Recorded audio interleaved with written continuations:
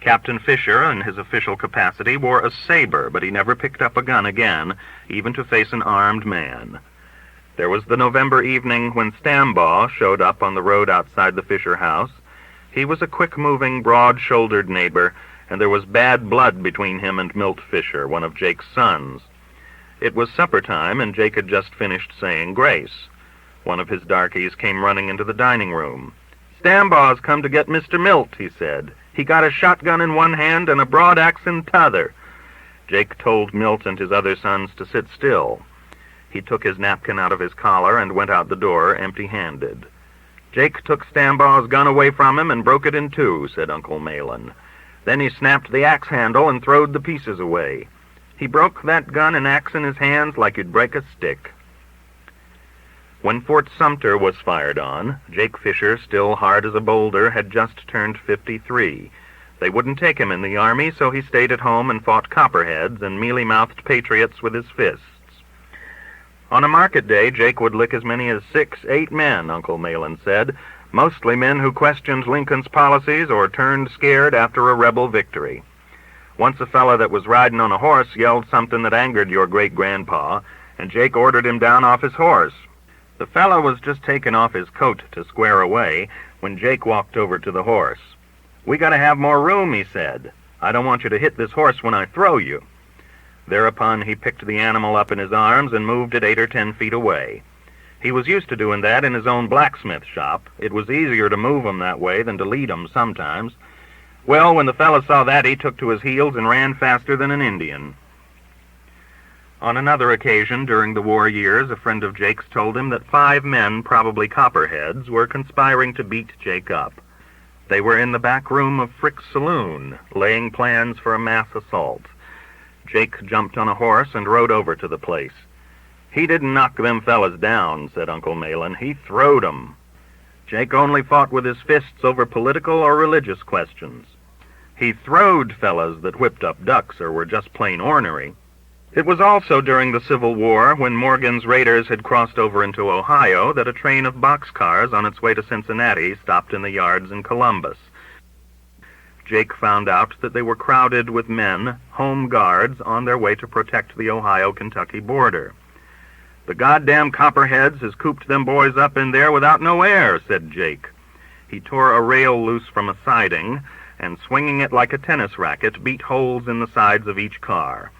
The authorities always looked the other way when Jake started out on one of his rampages. Nobody wanted to arrest a man as good as Jake, Uncle Malin said. In his 70s, Jake Fisher could still lift 200 pounds dead weight from the ground and hold it at arm's length above his head. 3 years before he died, he performed his last exploit in public. The drunken driver of a team of horses on High Street tumbled over onto the doubletrees, and the horses took off. Jake outran the other men who saw it happen and pulled the team to a stop. "I can still catch 'em," he said proudly, "and if I can catch 'em, I can hold 'em." In his last days, he had little respect for the soft race of men he saw growing up around him. When he was taken to see a newborn great-grandchild, a puny boy weighing 7 pounds, Jake snorted. "God damn it," he said, "the next generation of Fishers is going to be squirrels." In his 77th year, Jake took to his bed for the last time. As he lay dying, the preacher called on him. "Don't you want to forgive your enemies?" he asked. Jake smiled. "I ain't got none," he said. "I licked 'em all." The Letters of James Thurber. Adams was a great letter writer of the type that is now almost extinct. His circle of friends was larger, perhaps, and more distinguished than that of any other American of his generation. H.S. Commager on Letters of Henry Adams. James Thurber was a letter writer of the type that is now completely extinct. His circle of correspondence was perhaps no larger, but it was easily more bewildered than that of any other American of his generation. Thurber laid the foundation for his voluminous correspondence during his formative period. In those years he wrote to many distinguished persons, none of whom ever replied, among them Admiral Schley, young Barbarian, Senator Atlee Pomerine, June Caprice, and a man named Unglaub, who played first base for the Washington Senators at the turn of the century. Unglaub, in Thurber's estimation, stood head and shoulders above all the rest of his correspondence, and indeed he said so in his letter to McKinley. Thurber did not write as many letters as Henry Adams or John J. Chapman or some of the other boys whose correspondence has been published lately, but that is because he never set pen to paper after his 43rd year. The effect of Thurber's letters on his generation was about the same as the effect of anybody's letters on any generation, that is to say, nil. It is only when a man's letters are published after his death that they have any effect, and this effect is usually only on literary critics. Nobody else ever reads a volume of letters, and anybody who says he does is a liar. A person may pick up a volume of correspondence now and then and read a letter here and there, but he never gets any connected idea of what the man is trying to say, and soon abandons the book for the poems of John Greenleaf Whittier. This is largely because every man whose letters have ever been published was in the habit of writing every third one to a Mrs. Cameron, or a Mrs. Winslow, or a Miss Betch, the confidant of a lifetime, with whom he shared any number of gaily obscure little secrets. These letters all read like this: Dear Puttums, I love what you say about Mooey. It's so devastatingly true. B dropped in yesterday, Icky was out at the time, and gave some sort of report on Neddy, but I am afraid I didn't listen. Ut ediendam aut debendo. He and Liddy are in Venice, I think I gathered, or Newport. What in the world do you suppose came over Buppa that great night? You, of course, were as splendidly consequent as ever, in loco sporente abadaba est. But I was deeply disappointed in Sig's reaction. All he can think of, poor fellow, is Marjorie's flight. Remind me to tell you someday what Pet said about the ordeal. These particular letters are sometimes further obscured by a series of explanatory editorial footnotes, such as probably Harry Boynton or his brother Norton, a neighbor at Bar Harbor, the late Edward J. Belcher, also sometimes lovingly referred to as Butty, a niece-in-law by his first marriage. In the end, as I say, one lays the book aside for Snowbound in order to get a feeling of reality before going to bed. Thurber's letters from Europe during his long stay there in 1937 and 1938, the European phase, are perhaps the least interesting of all those he or anybody else ever wrote. He seems to have had at no time any idea at all, either clear or vague, as to what was going on. A certain groping, to be sure, is discernible, but it doesn't appear to be toward anything. All this may have been due in great part to the fact that he took his automobile to Europe with him and spent most of his time worrying about running out of gas. The gasoline gauge of his car had got out of order, and sometimes registered empty when the tank was half full, and full when it contained only 2 or 3 gallons. A stronger character would have had the gauge fixed, or carried a 5-gallon can of essence in the back of the car, thus releasing the mind for more mature and significant preoccupations, but not Thurber. I have been unable to find any one of Thurber's many correspondents who saved any of his letters. Thurber himself kept carbons, although this is not generally known or cared about. We threw them out when we moved, people would tell me, or we gave them to the janitor's little boy.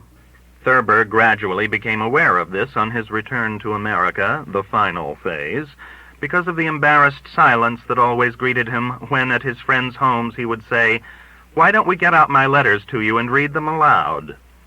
After a painful pause, the subject was quickly changed, usually by putting up the ping-pong table.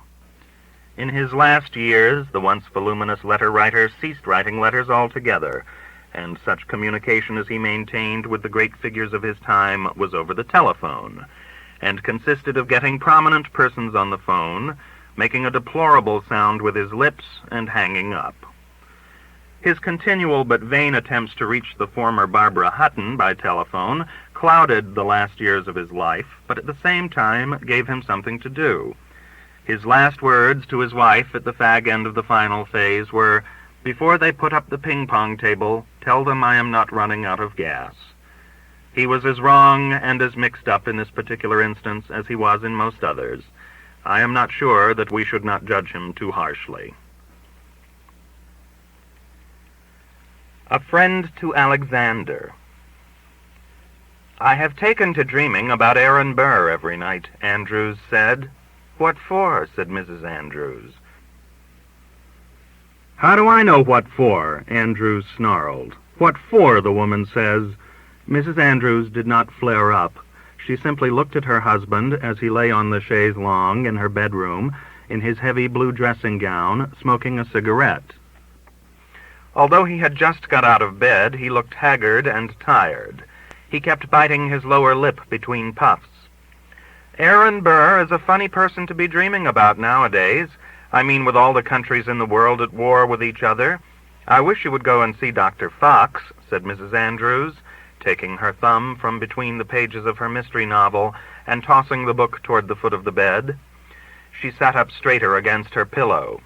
"Maybe Haliver oil or B1 is what you need," she said. "B1 does wonders for people. I don't see why you see him in your dreams. Where do you see him?" "Oh, places, in Washington Square or Bowling Green or on Broadway.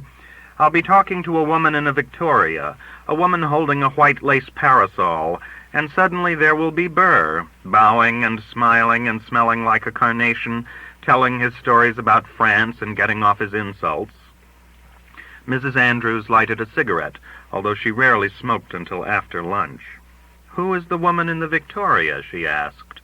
"What? How do I know? You know about people in dreams, don't you? They are nobody at all or everybody." "You see Aaron Burr plainly enough, though. I mean, he isn't nobody or everybody." All right, said Andrews. "You have me there, but I don't know who the woman is, and I don't care. Maybe it's Madame Jumel or Mittens Willett or a girl I knew in high school. That's not important." "Who is Mittens Willett?" asked Mrs. Andrews. "She was a famous New York actress in her day, 50 years ago or so. She's buried in an old cemetery on 2nd Avenue. "That's very sad," said Mrs. Andrews. "Why is it?" demanded Andrews, who was now pacing up and down the deep red carpet. "I mean, she probably died young," said Mrs. Andrews. "Almost all women did in those days." Andrews ignored her and walked over to a window and looked out at a neat, bleak street in the 50s. "He's a vile, cynical cad," said Andrews, suddenly turning away from the window. "I was standing there talking to Alexander Hamilton when Burr stepped up and slapped him in the face.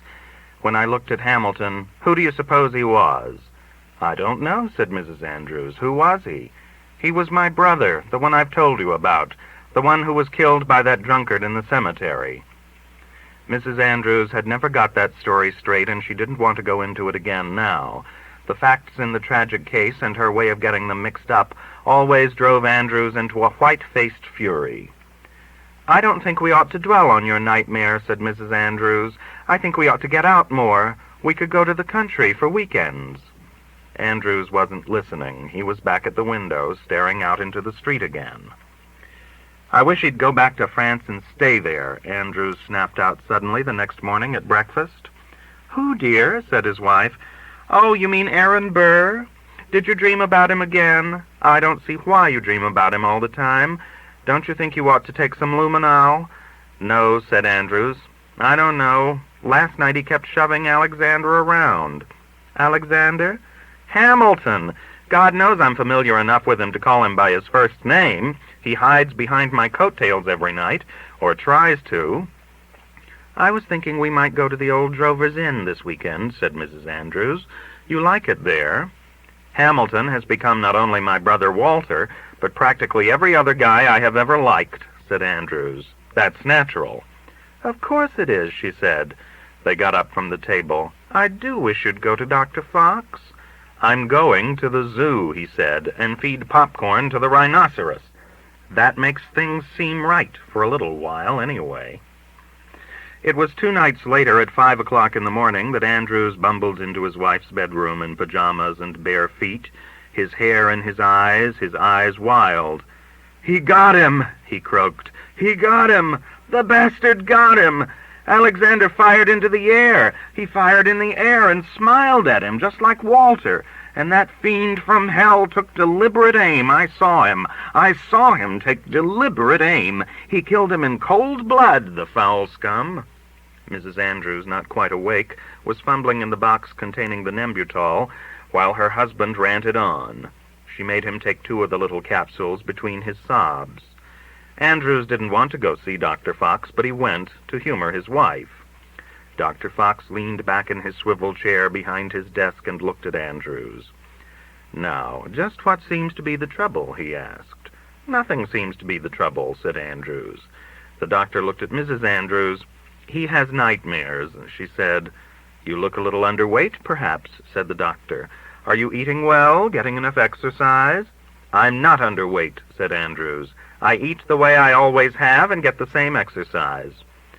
At this, Mrs. Andrews sat straighter in her chair and began to talk, while her husband lighted a cigarette. "You see, I think he's worried about something," she said, "because he always has this same dream. It's about his brother Walter, who was killed in a cemetery by a drunken man, only it isn't really about him." The doctor did the best he could with this information. He cleared his throat, tapped on the glass top of his desk with the fingers of his right hand, and said, "Very few people are actually killed in cemeteries." Andrews stared at the doctor coldly and said nothing. "I wonder if you would mind stepping into the next room," the doctor said to him. "Well, I hope you're satisfied," Andrews snapped at his wife as they left the doctor's office a half hour later. "You heard what he said. There's nothing the matter with me at all." "I'm glad your heart is so fine," she told him. "He said it was fine, you know." "Sure," said Andrews. "It's fine, everything's fine." They got into a cab and drove home in silence. "I was just thinking," said Mrs. Andrews as the cab stopped in front of their apartment building, "I was just thinking that now that Alexander Hamilton is dead, you won't see anything more of Aaron Burr." The cab driver, who was handing Andrews change for a dollar bill, dropped a quarter on the floor. Mrs. Andrews was wrong. Aaron Burr did not depart from her husband's dreams. Andrews said nothing about it for several mornings, but she could tell. He brooded over his breakfast, did not answer any of her questions, and jumped in his chair if she dropped a knife or spoon. "Are you still dreaming about that man?" she asked him finally. "I wish I hadn't told you about it," he said. "Forget it, will you?"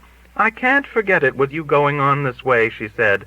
"I think you ought to see a psychiatrist. What does he do now?" "What does who do now?" Andrews asked.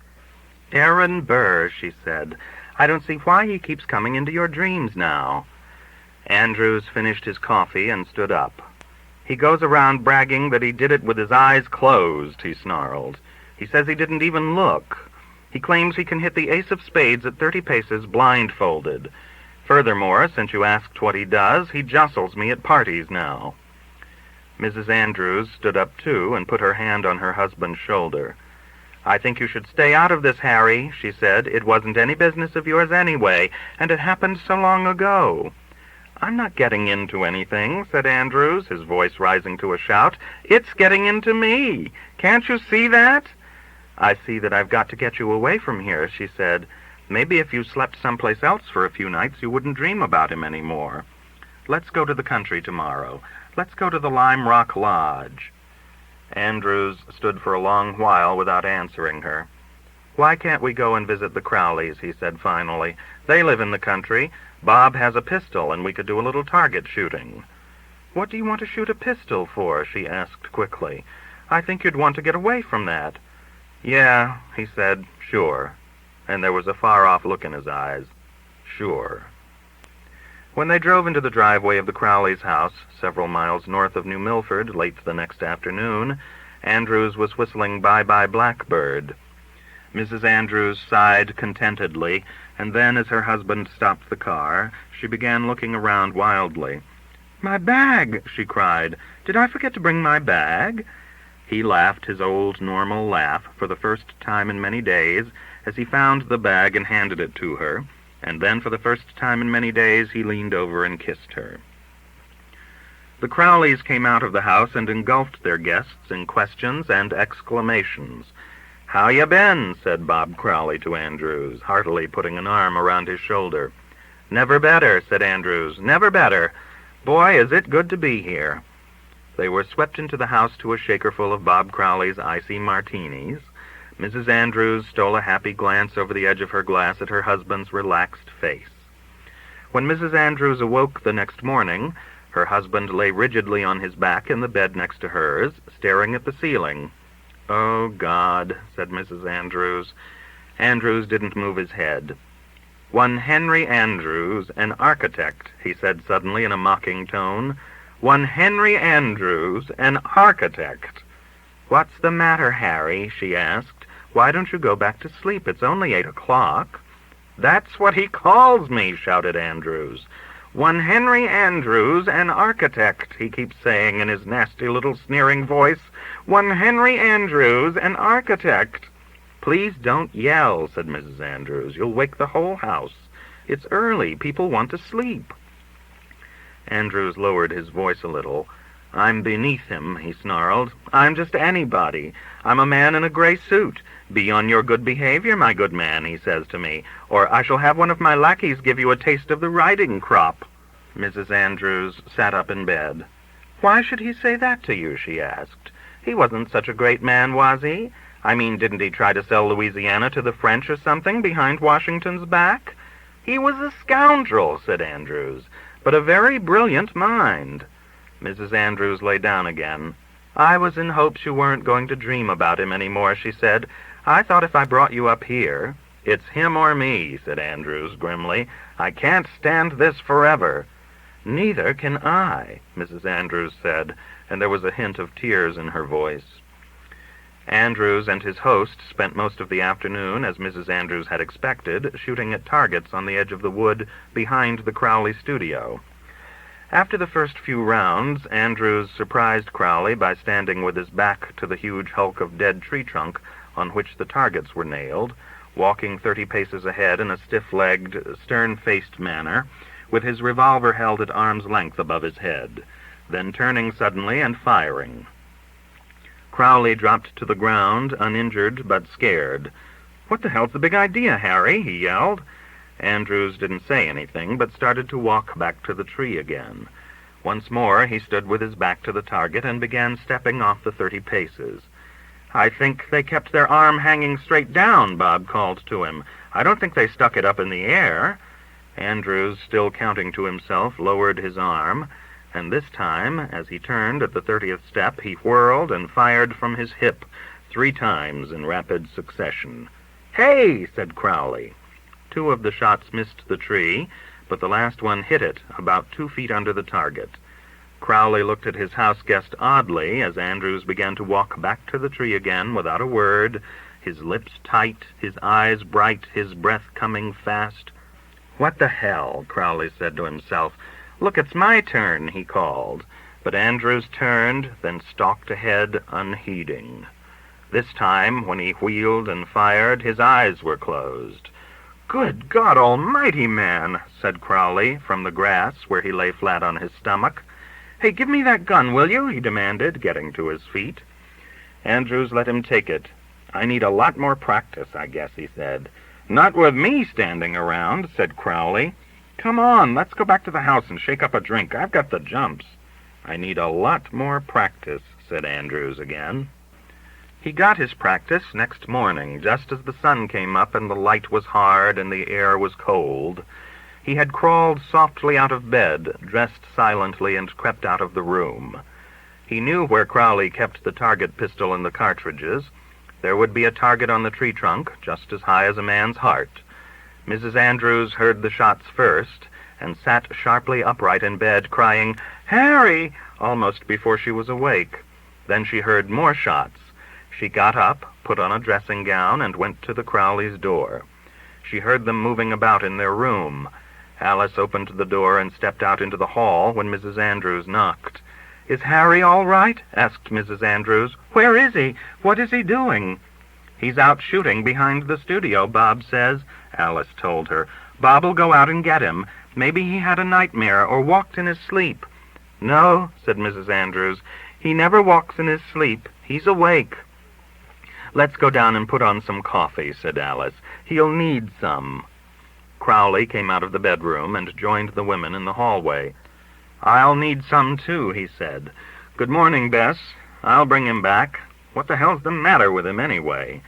He was down the stairs and gone before she could answer. She was glad of that.